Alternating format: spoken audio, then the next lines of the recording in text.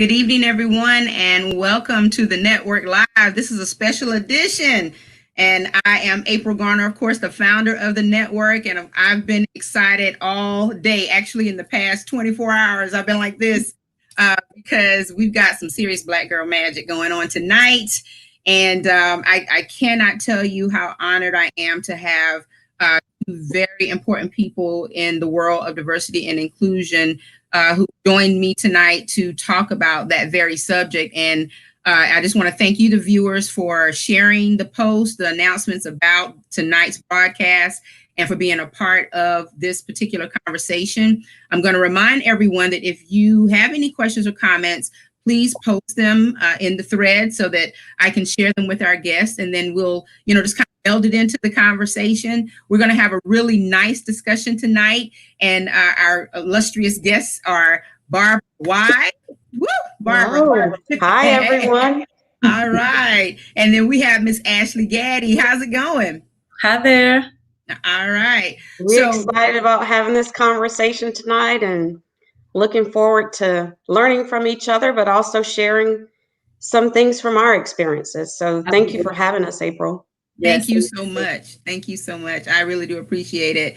So for those of you who are not familiar with my guest tonight, I'm just going to, kind of give you a really, a little quick feel, and I will allow them to, of course, say whatever it is they want to say about themselves. Their repertoires are really long, and we're short on time, but I do know that there's some things you need to know about these two beautiful women who are here tonight.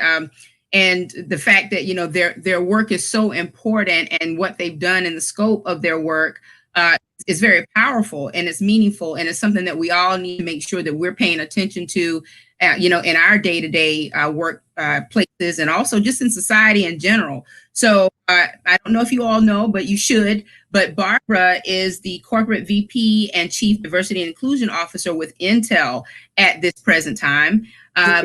January, she will be transitioning to Apple, which is exciting. And there she will be the head of inclusion and diversity. Did I get it right, Barbara? You got it right. That's exactly right. Good job. All right, awesome. And we just want to say congratulations to you, by the way. Hey, thank you. I'm so excited. Yeah, I'm super excited. Oh, absolutely. Yeah, it is amazing. We're going to get in some good trouble over there at Apple. Hey. My phone now. I think I can do an upgrade now that I know. Yes, to all my viewers listening, I'm advertising. No, just kidding. Exactly. Y'all might convert me. I'm a droidy. So I don't know. Get your Apple phone. Exactly. So, and then, of course, another mention that I want to make sure you all understand about Barbara as well is that she also was acknowledged as the number 40 designee on Fortune's list of most powerful women in business. Yes. Look, get you some. Get that. So I have to honor you, Barbara. I mean, we absolutely have to honor you. And I appreciate that. I think the most important thing on that was that I'm the first diversity, equity, and inclusion officer to ever make that list. And I think that speaks to this conversation that we're going to have tonight, and why that work is at the center of all the work that companies and nonprofits and small businesses should be tapping into. Mm-hmm, absolutely. And of course, I have to introduce another person who is just, I mean, she's paving the way. She's driving the way. She's doing everything to actually make a name for herself as well. And you're actually working on your doctorate right now. Is that correct? Yes, I am currently dissertating, but we don't have to talk about that. Well, I want to, I honestly and organically want to know how the two of you are doing, and that's going to be my first question. But I just want to make sure everyone is introduced to you, Ashley Gaddy, as well. And Ashley is the Director of Business Development and Marketing at Cook Ross. And can you explain to everyone what you do at Cook Ross is all about? Absolutely. So Cook Ross is a mid-sized consulting firm that specializes and focuses only on inclusion, diversity, equity, and accessibility. So we really do partner with organizations on their D&I efforts. We do that long-term strategic work, right? We don't believe in the checkbox. We do not believe in the one-offs. So we really do believe in partnering with organizations for training and education, and also everything up to current state assessments and focusing on developing their D&I strategy. So I really help start that conversation and education around diversity education and the importance of it in the workplace. And my team really focuses on those new clients, those prospective clients in the marketplace, and really start to hone in on equity, accessibility, bias, race equity, things of that nature. So you two are deep in it. You from the standpoint of trying to bring clients, into the fold, and Barbara actually has, one of the biggest responsibilities as far as being at Intel, and of course moving over to Apple, which is global, and doing the work. So I want to ask this: how are the two of you? Like, how are you doing? Because I don't know if anyone has actually asked you that, but how are you doing considering your work and everything that you're trying to balance within this purpose that you have? Yeah. Ashley, go ahead. Sure. So 2020 gave us a year like no other. And so I just recently transitioned from higher education into the corporate setting. So I was already transitioning into a new city, into a new state.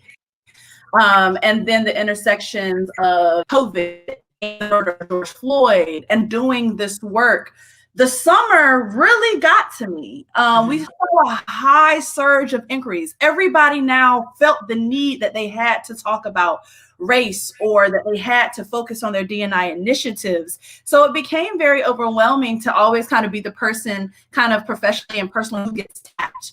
While also trying to be a Black woman in America at the murder of multiple Black bodies on television. So I will say the latter part of the year has been much better to me.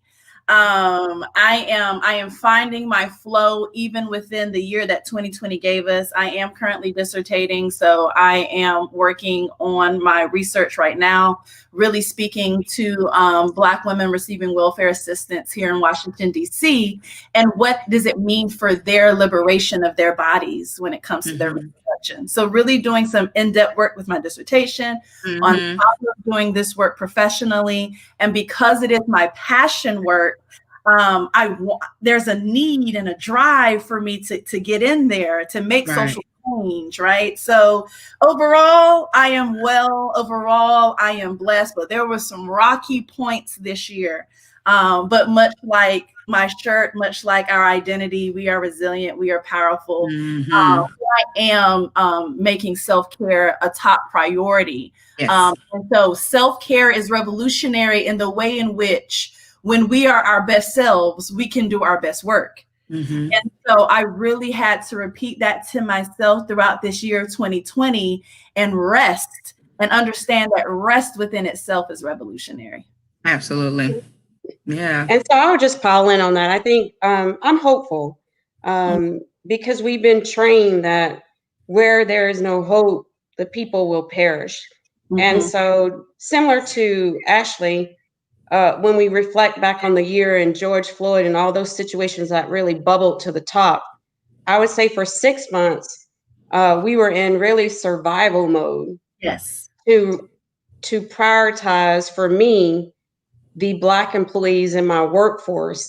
And not only Black employees, because we had employees from other areas of the business that were equally as frustrated and wanting the companies to do the right thing. And so I think for me, that was a moment to really put the employees first and really check my feelings to the side, because I had a responsibility to make sure that our employees were taken care of first and foremost. And so in some ways, for me, it felt like you were planning a funeral, but you didn't necessarily have the time to grieve yet. Yes. And so for most people, they were grieving through the George Floyd incidents much earlier than I was given the opportunity, because we had to get the CEO voice right. Yep. We had to get the head of HR voice right. We also had to hold a number of listening sessions to really make sure that employees could really grieve and go through that moment. And more importantly, come out on the other side with some very specific actions that we felt like we could stand behind. And we didn't want this to be a situation where companies took advantage of this as symbolism, but we really wanted to hold leaders accountable to making sure they came out on the other side with something that had some substance to it. And so for me, I kind of parked my feelings and made sure that we were being both on point in words, but also in actions, because I took that very personally. Yeah, and it's interesting because it was a lot to unpack all at one time. First of all, we'd entered a pandemic, and then we had to deal with Breonna Taylor and George Floyd, and everything else. It was just compounding. Yes. And I think for a lot of us, the saving grace was that we were working remotely, and so take a moment to just breathe and to vent and do whatever we need to do and feel like we were in our own safe zones, and could release. But I was concerned for people who had to go into work every day and they didn't know what to feel or what to do or what to say. And also when you take a look at some of the things that were possibly in place to help people, I don't know that it was as evident that employers were reaching out to employees to say, what do you need? How can we help you? How can, in other words, showing the empathy that was needed at the time. I'm not quite sure. I don't even know if they knew how to do that. Yeah. And I just speak to that very quickly, April, because we work with organizations who may not even have an IND team, an IND department. They don't have an employee resource group. They don't have an infinity space that, and so a lot of organizations don't have D&I initiatives or efforts already kind of implemented or programmed. So we really did come in contact with a lot of employees and employers that were like, help us. What do we do? Because we don't have the structure built yet. So what does that mean for people who were just starting off on their D&I journey? Right. What you're saying was radiating through workspaces every single day. And I would say, sadly, we had a playbook because we had been through this before. Trayvon Martin. Right. I think this might have been like July of 2016 was that time period where we had gone through that before.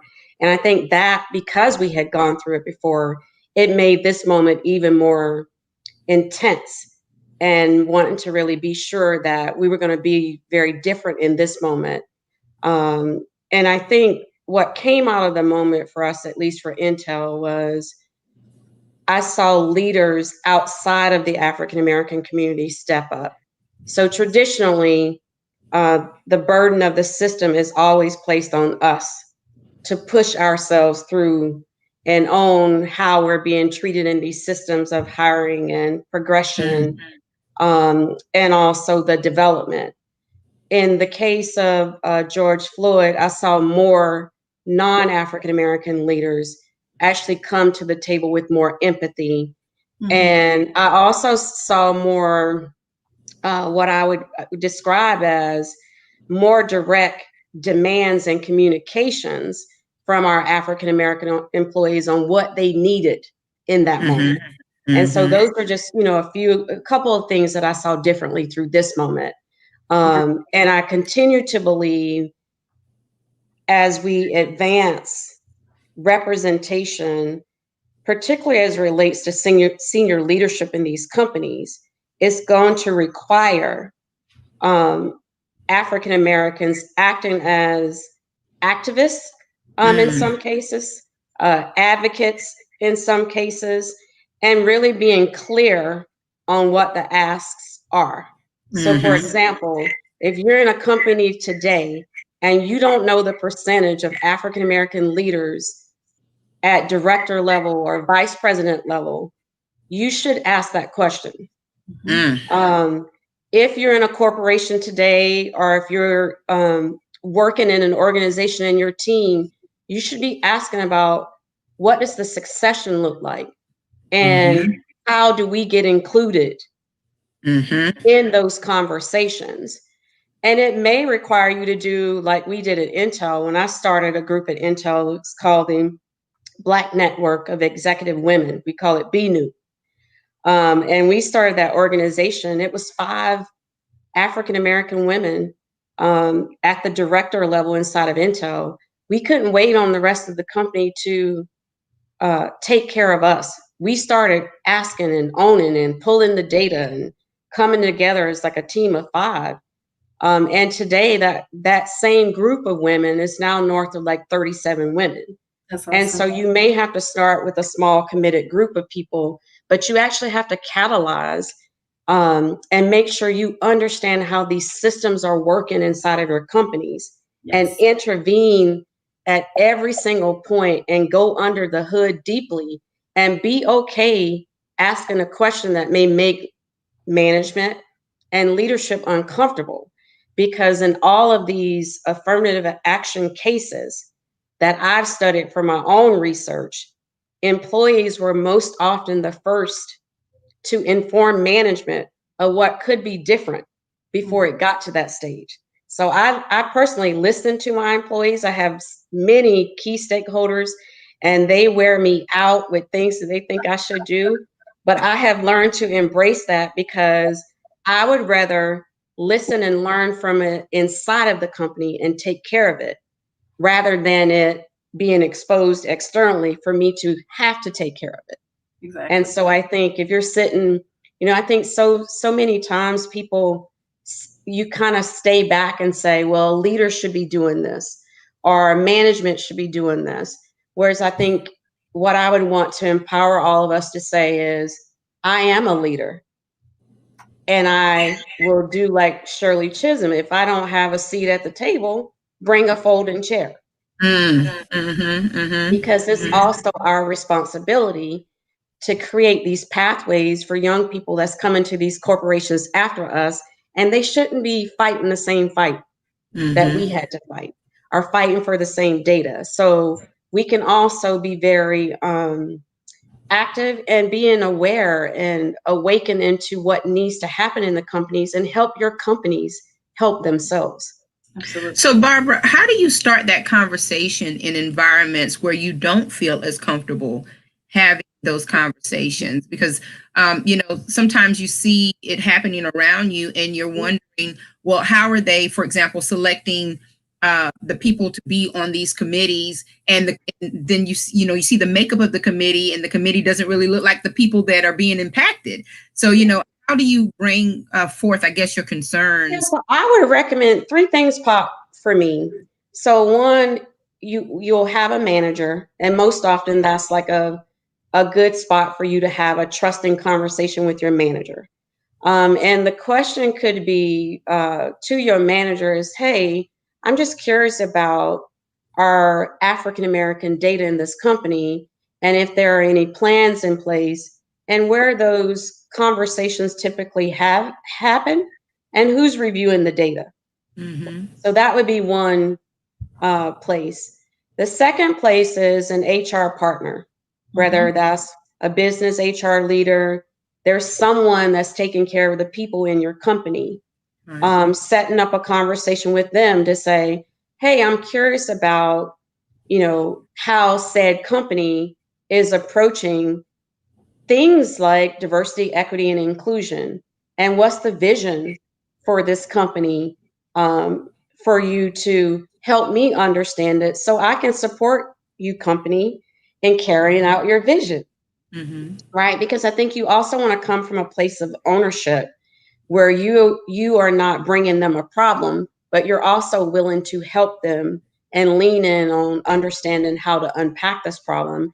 And then I think the third thing is, if there's one African-American in your company, 2, 3, 4, 5, get together and get a collective voice, because there's more power when you have more than one or two coming together with a shared vision around what you can do. So those would be just some of the ways that I approach it. I'll tell you, when I started at Intel as an engineer, and I was early grade, we have grades from grade 3 to 16. And at the time I was a grade 6. I was hired into the company as a grade 6. And I started to see maybe what somebody on the call is looking at, like the way people were getting progressed. There was no transparency to it. African Americans would stand in the same grade, seemed like a really long time. So I took it upon myself and I went and met with 76 African Americans. And I collated all the data. And then I took it to my senior leader. I don't know if I scared them, but they got busy. And I didn't have access to any data per se. I wasn't in HR at the time. I was actually in construction engineering at the time. But I went and met with 76 African Americans. I could tell who was on a succession plan or not, how long they'd been in grade, how many African Americans were in their teams, because I self-collected that information from all these individuals. And then I went and presented it out to senior leadership, and they started taking action. So I would just encourage you that there are many ways to do it. Come at it from a place of you're trying to help the company get better, as opposed to, coming with attitude or only bringing problems, right? Because all leaders want people that are working with them that have a willingness to help them solve problems. Right. Yeah, and one thing I will add to that, Barbara, which is perfect, is that what you could also do to make sure that leadership understands that you're aligned to help the company is really focus on the company's values. That's right. Research on their mission, vision, and values, so that when you do come to them with data, you could talk about how that connects to the values, to their strategic plan and everything. Plan. You want this to help with the 2021 goal. Absolutely. And therefore, they also know that, I've been collecting data over here for this, but I also understand and can speak to how it aligns to this company's mission. And when and most of the time, right, leadership is not going to be able to deny the mission of the company and the mission, vision, and values. Right. So also do the intricate research on your company's mission, vision, and values. And the other thing I will add to that is the questions that Barbara is talking about and conversations that she's talking about, they are valid. As employees, you have stake in the game too, right? Absolutely. A large stake at that. So the questions are valid, the conversations are valid, and I'm going to lift up the millennial voice here too, is that those questions and conversations don't have an age limit. And I do believe it is also the work of millennial and Gen Z to really rise up and have those conversations as well. And you two are speaking from corporate and institutional, I guess, platforms.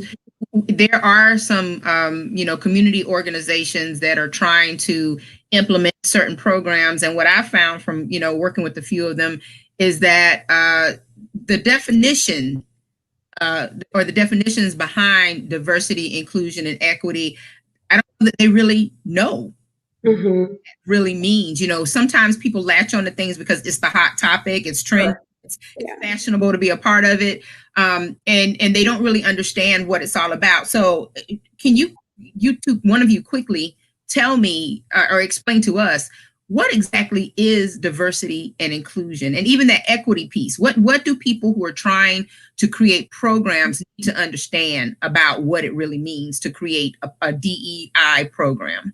Yeah, so I'll take a stab at it, and then Ashley, you can pile on. So when I reflect on the Intel journey, the first piece of it where we started, and you could start in different places, but we really wanted to focus on the diversity, like just pure representation. And we really felt like we needed to increase the critical mass of just representation. In our case, it was US ethnicities of African American, Latin American, also Native American, and women, because we weren't even yet getting our fair share of the talent from a market availability perspective, right? And so we wanted to at least hit that first milestone, which for us was like diverse representation. And embedded in that, obviously, is diversity of thought, diversity of socioeconomic status, diversity of the rural versus urban, and all those things.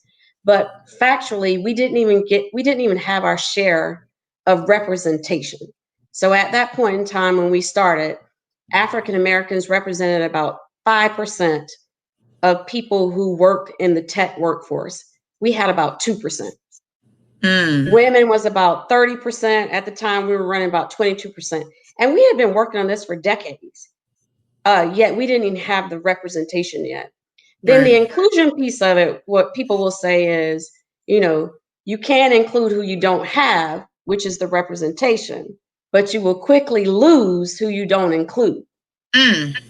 So the inclusion aspect of it, and you will see many companies lead with the inclusion because they learned over time that if you don't address the culture, you can bring all this representation into these corporations that you like.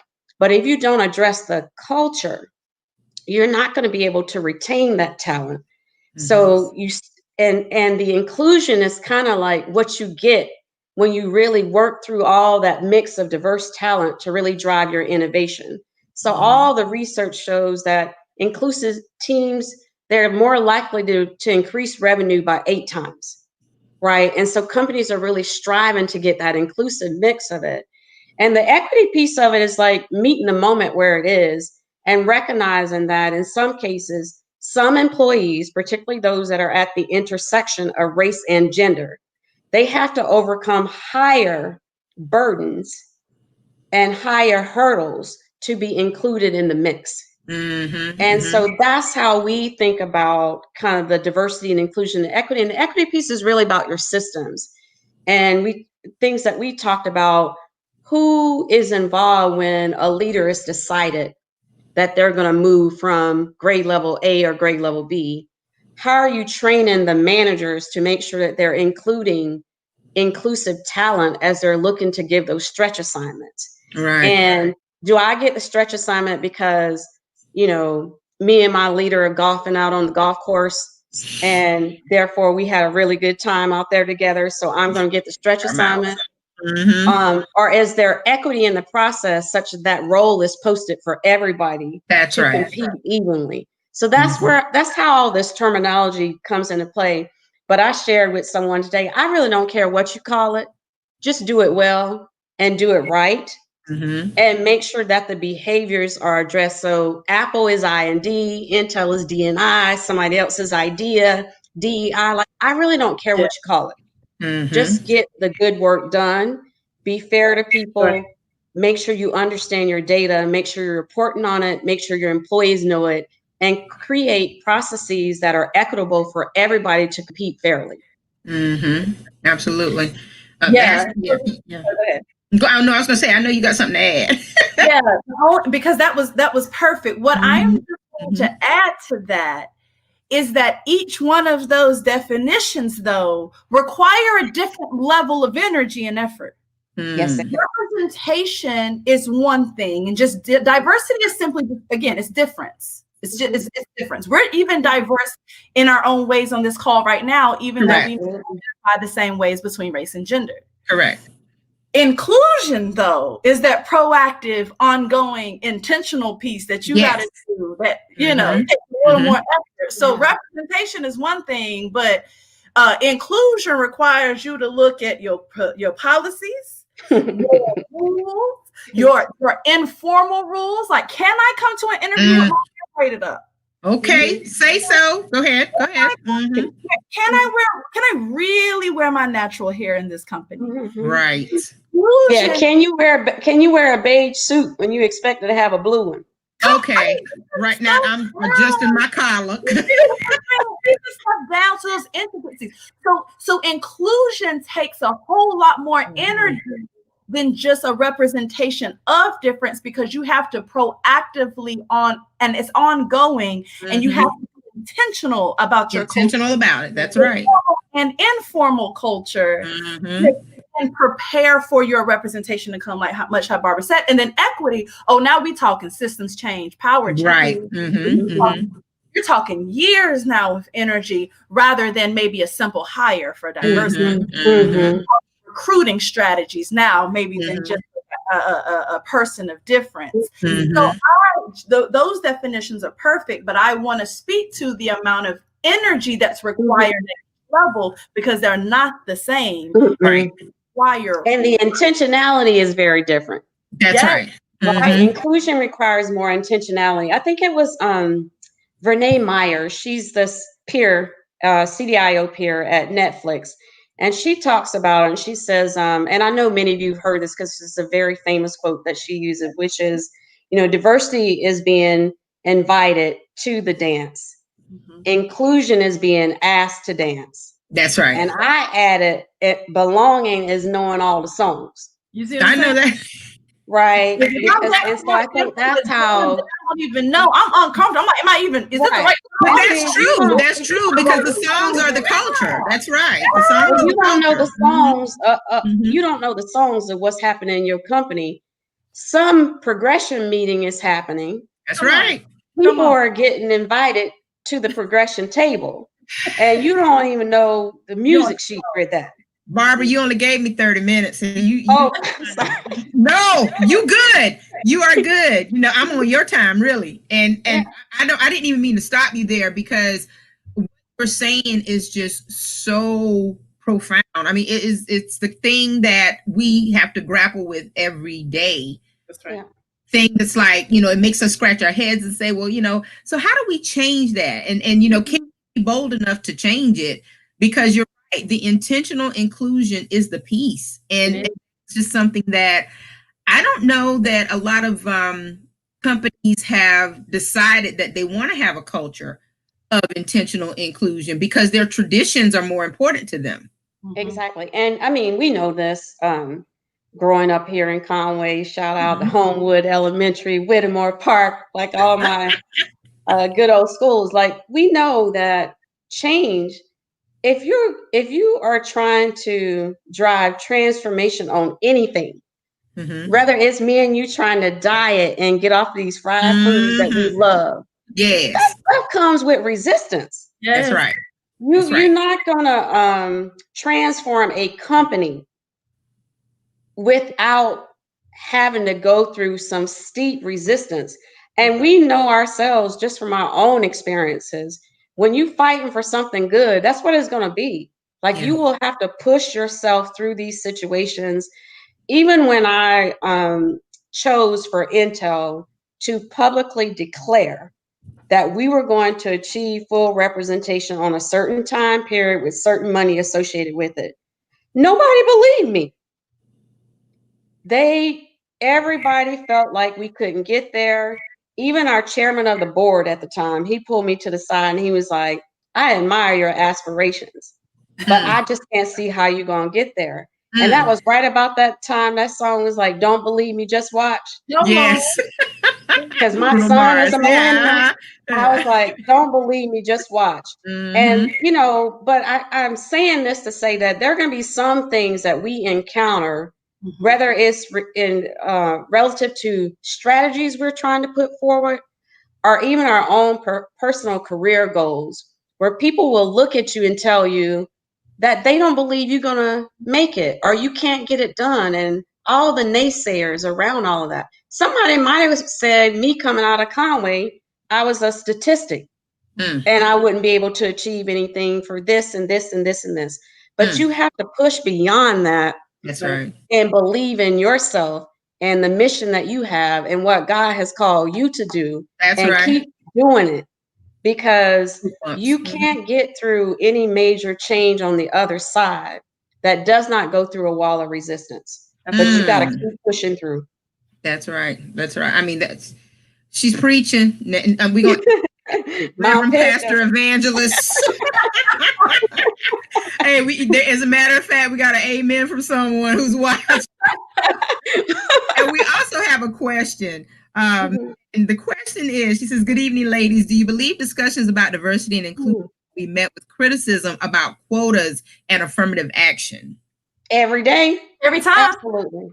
Absolutely. I would be more surprised if they won't. Yeah, absolutely. And I've had some good conversations inside of Intel about this. And I know the Intel family won't be upset with me sharing it. So, once we got into the quotas and I said, hey, we don't argue the business case of homogeneity. So why are we arguing the business case of diversity? Mm.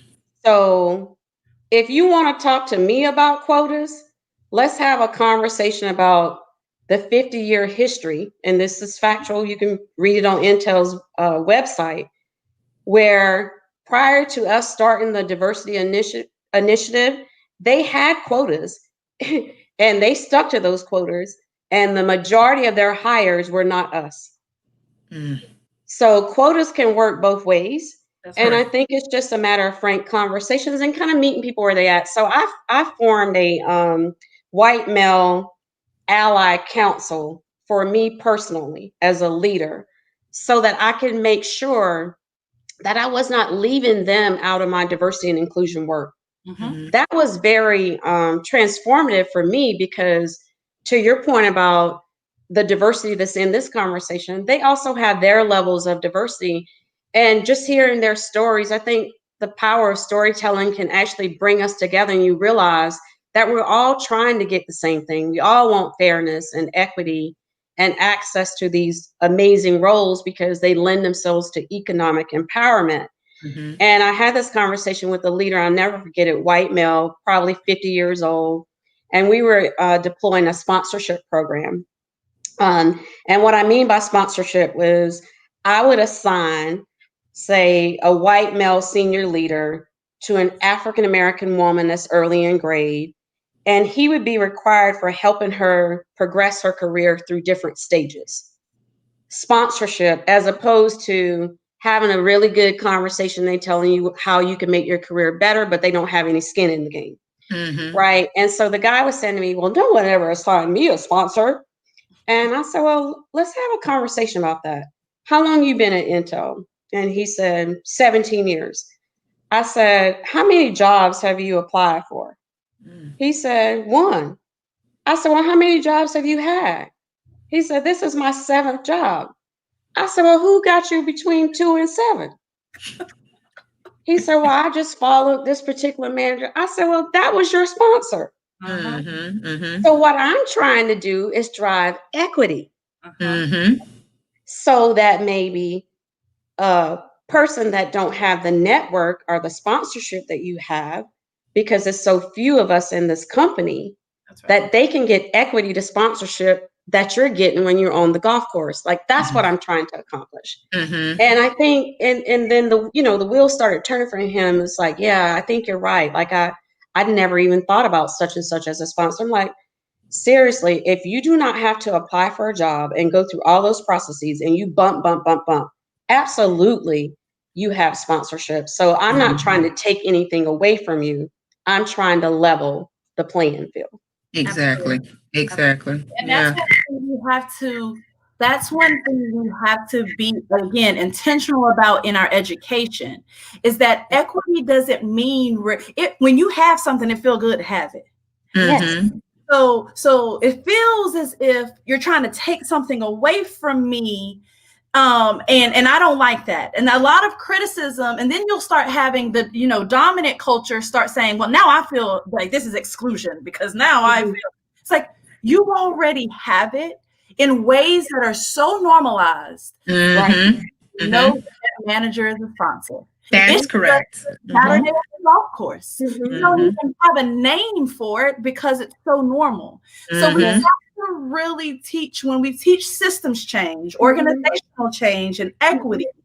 This criticism that the question talks about that is going to come up every time because it feels as if you're trying to take away. Equity is taking away what the dominant already has. It's how do we ensure that the most vulnerable have the access to be able to have get to the point where correct, or even invited to the golf game on Saturday morning.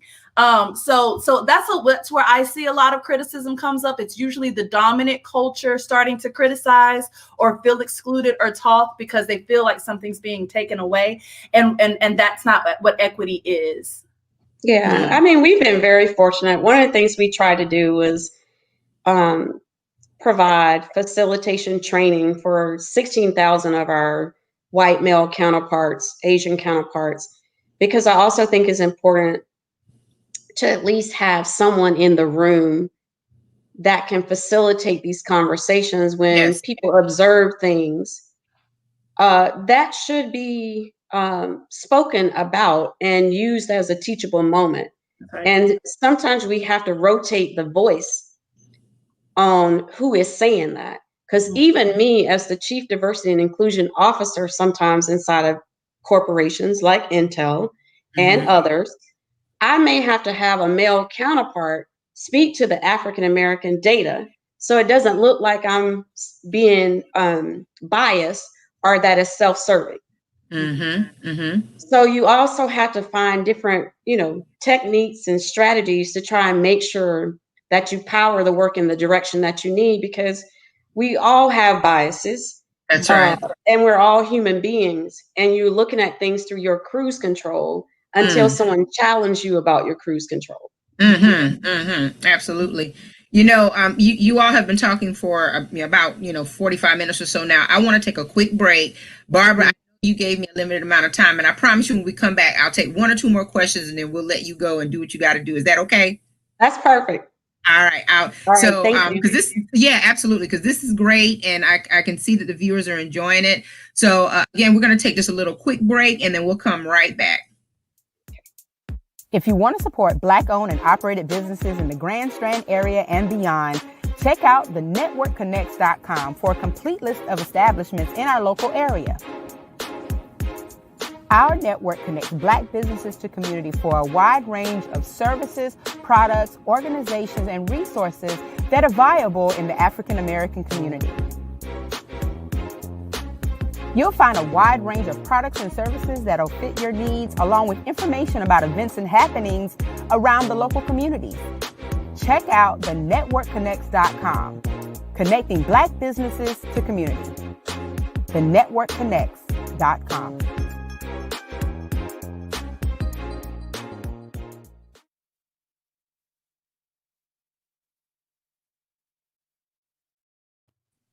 All right, and we're back. I just wanted to give these ladies a chance to catch their breath. I mean, we were on a roll and we were putting it together. Barbara was like, I can flow. So she definitely was flowing. And I think you have someone great that you're bouncing off of. You two are just dynamic tonight. And I thank you again for, blessing us with this information. I mean, there's so many great comments that have come through. And the question that has been posed by Marilyn Hemingway. Thank you, Marilyn, for listening tonight. You know that she's the CEO of the Gullah Geechee Chamber of Commerce in Georgetown. And she writes, how does the manner in which the media covers diversity, inclusion, and equity impact the internal work you're doing in your corporations? News impacts the narrative. That's a great question. Absolutely. So if you don't mind, Barbara, I'll take a stab at this first, since, as the Director of Business Development, we talk to new clients every day. Clients kind of reach out to our organization. And there was, even just off of the happenings of 2020, there was just an influx of inquiries between, June and August of this year. So media impacts not only the conversations, but it impacts when you are ready to have the conversation, when you want to have the conversation, or when your supervisor told you have to have the conversation. The thing is that sometimes media moves in ways in which people feel obligated to then do something, even though it may not be within culture. So media can do a lot, like, again, impact when or how an organization is ready to do the work. But when it comes to education, it then requires a lot of unpacking, a lot of undoing. And so when we're conducting our race equity facilitated dialogue, we really have to have some conversations about, like, let's talk about kind of not only historical context, let's talk about the narrative that's not told. Let's talk about the narrative that's not on the news. Let's talk about ways in which media itself is perpetuates. It's a system and an institution within itself. Let's talk about media companies, right? And who gets to choose what runs on the media. So the media does impact organizations, it impacts conversations in the workplace, but it really does make it hard to kind of unlearn and relearn, because it's resignation theory. If you see something on the news, but then you know someone in your community who aligns with the image that's on the news, you're going to say, well, it has to be true. I know saw it on the news. I know so-and-so 2 blocks away whose son did this. And then it's like, well, now it must be true. All people are like this. So now we're fighting collective identity. Now we're fighting collective group membership. Now on top of the, oppression that's perpetuated through media. So media does impact a lot. Again, not only how organizations when and how they come to D&I initiatives, but also the unlearning and the relearning that has to happen, and then also lifting up the voice in media. So spending time at Coastal Carolina University, living in Myrtle Beach, being in Horry County, I was like, why are these stories not being told? Why, the story of the network, the stories, the work that you're doing, April, in the community, are also what we have to push to tell also exists, because the media usually doesn't tell those stories.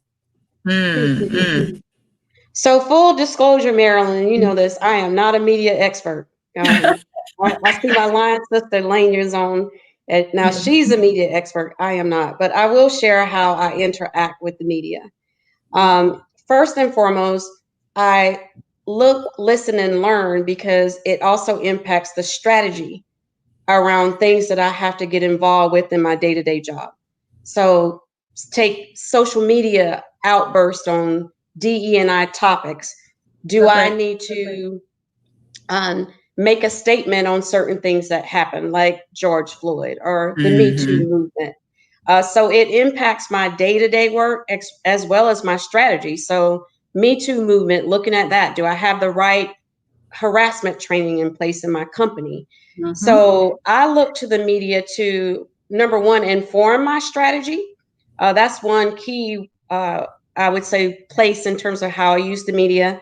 And then the second place is I use the media a lot to share my results that we accomplished in the company, for the purposes of being fully transparent in what we are learning and also unlearning, and where we are vulnerable, because it brings people to me to help me get additional ideas, and it also helps other companies move forward with their diversity strategy.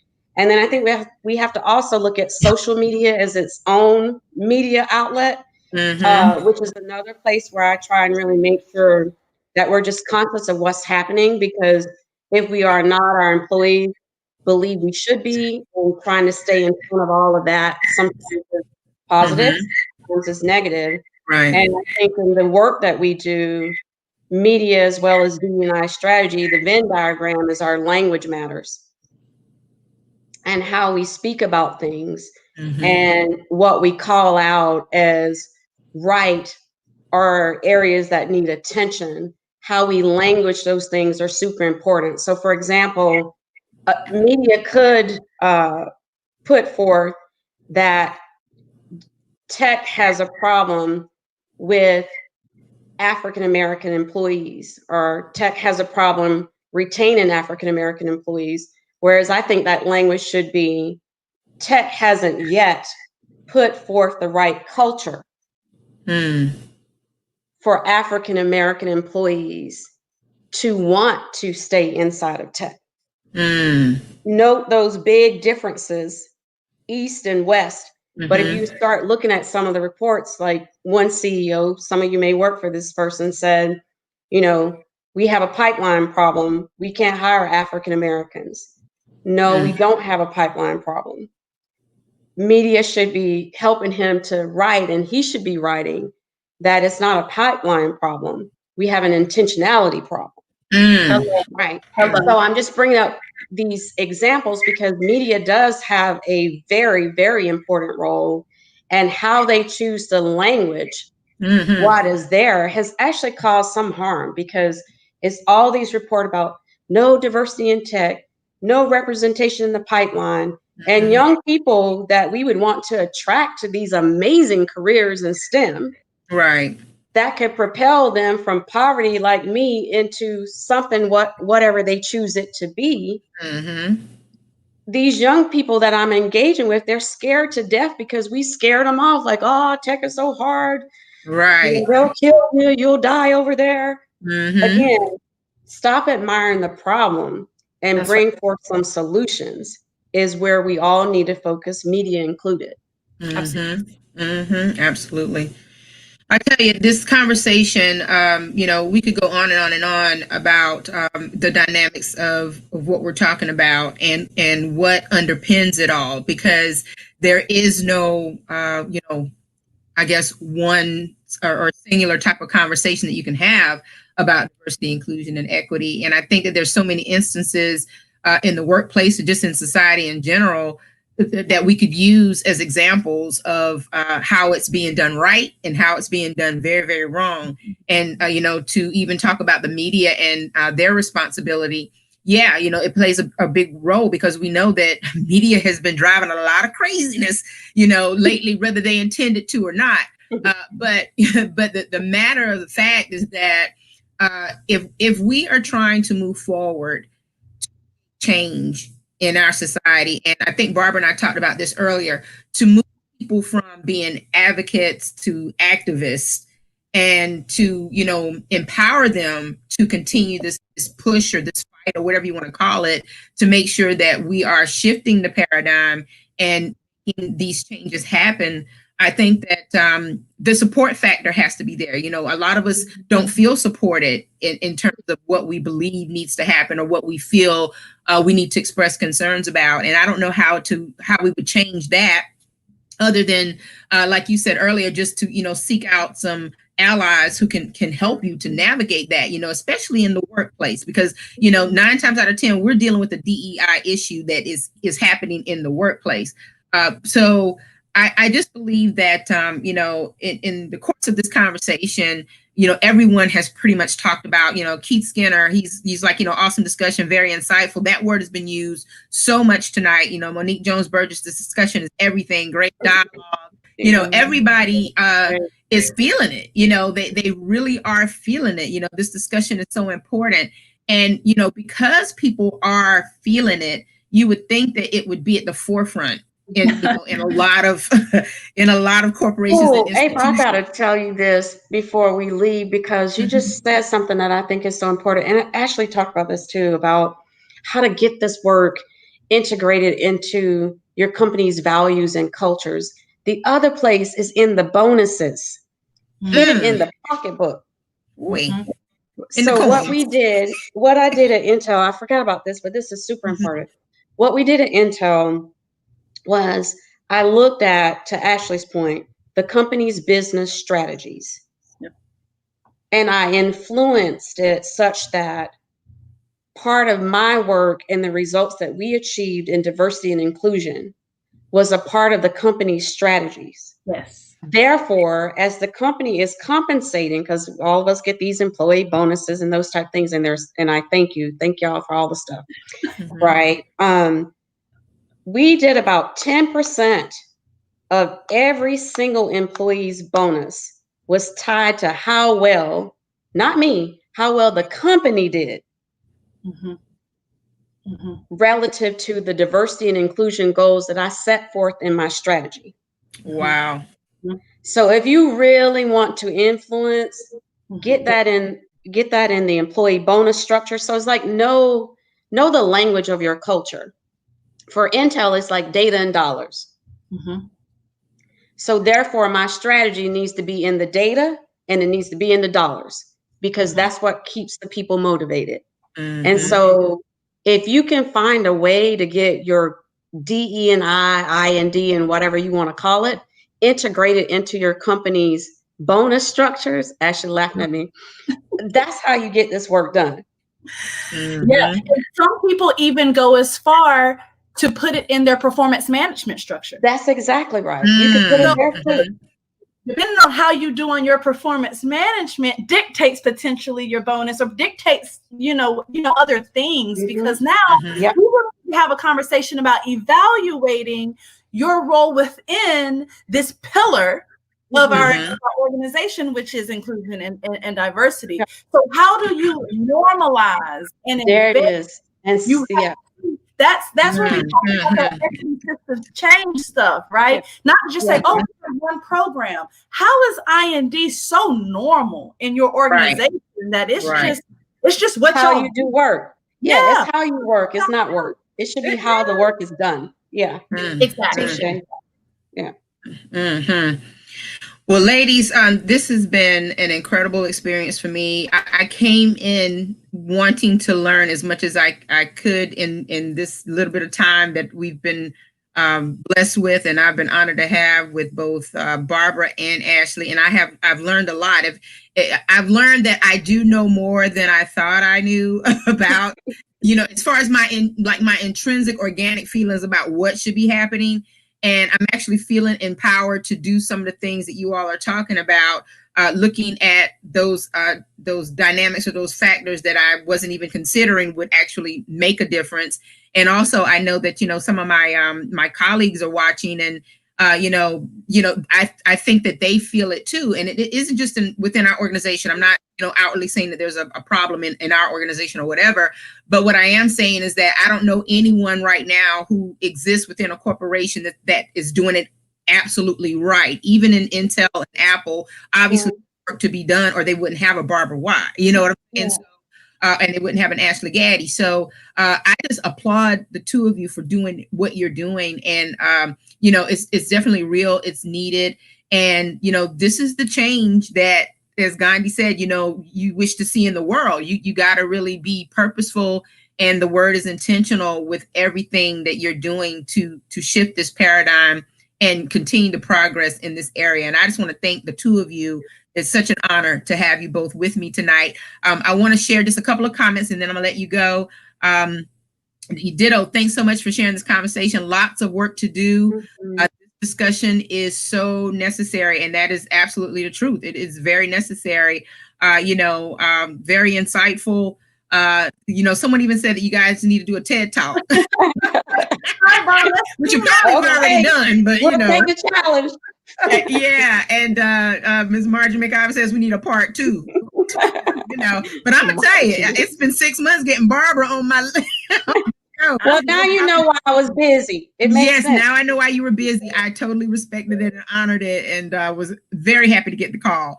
So, intentionality is the key. So a lot of people have learned this tonight. If you were to, throw us a pop quiz, I'm sure everyone would do really well just based on the energy you brought to the table. So again, thank you all so much. I really do appreciate it. And, I'm going to, give each one of you just like 30 seconds to give us some parting words. How can we apply what you're telling us, what you've told tonight? How can we go out and make it happen? Yeah, I'll start by saying the systems change is big. So don't let it overwhelm you to the point where it silences you. The individual level still matters. The community level still matters. The departmental level still matters. So yeah, there's lots of energy for that systems change, that organizational change. But if you make a change in your team dynamic, if you make a change in your department, if you make a change in your neighborhood, that change counts, that change matters, and that is also doing the work. So don't be silenced by the size of the system. When you contribute to it, eventually the paradigm does shift. So do something. Absolutely. Yeah, and I would just say know your data. I mean, my engineering side is on full display, and I think an important step for all of us. And this isn't a one and done type exercise. It's something that you have to keep evolving and iterating on. And I think it starts with like knowing your data. What is the representation of African Americans in your respective organizations? And, we would say 2% might be good for milk, but that's not good for Black women representation. I heard that's not good for African American representation. That's not good for representation on your board of directors. Like truly understanding where your representation is, and then work with your leaders in your organization and help them to set goals. And that may require you to do, some partnership with the leaders in your companies. But I would leave it at just make sure you know and understand your company and what they value and their vision, and integrating DE&I, stitching that in like your mom would make that quilt, and put that into That's a real good how example. this work happens. And I think that's where the magic happens. And I would say, don't be worried. Don't worry if it's only 2 of you that can come at this. I would rather have 2 committed people to the cause than 100 that's driving me in ways that's distracting me from what I know I need to get done.